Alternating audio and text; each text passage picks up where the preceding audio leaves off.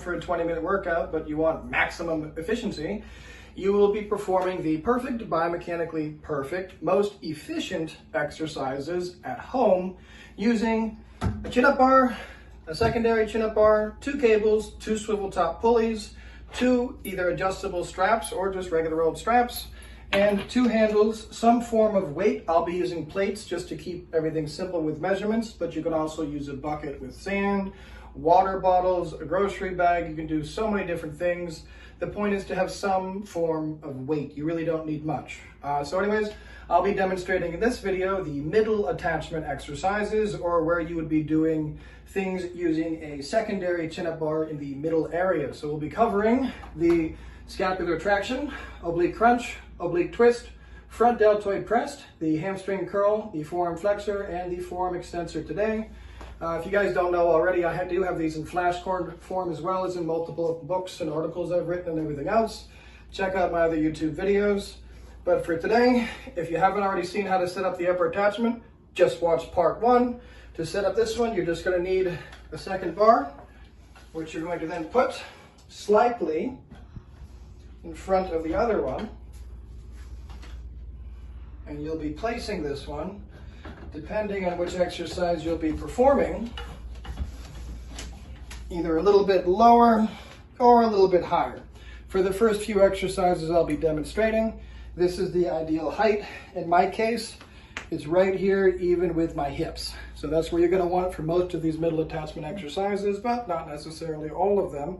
So all you're going to do is take the handle off. It's already hooked up to the upper attachment. That's very easy to do. Then you're going to take your second swivel top pulley. You're going to put that on the cable. Put the handle back on, like so. Then the pulley, you're just going to attach to your strap here, which is then going to be getting attached to the crossbar, just like this. And obviously now, wherever you put the secondary crossbar is where your resistance is going to be. The only thing to remember is have this bar further back than the one in the front so the cable doesn't rub on it. That's all, guys. So anyways, the first exercise will be the oblique crunch.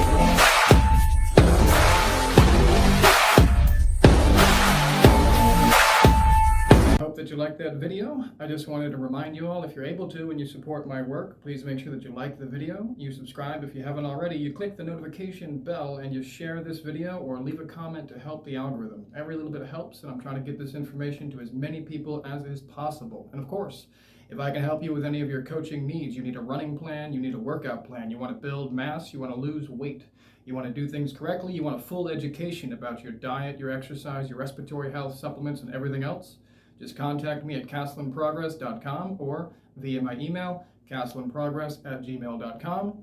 If you don't want coaching directly, just check out my Etsy store. It's linked in the description of all of my videos. I have all of my many books, tools, and everything else there. Or finally, check out my Substack. It's linked in a lot of the videos as well. And it's free, a free newsletter where I share the latest science, advice, exercises, and everything else for free. So thank you as always for your support, everyone.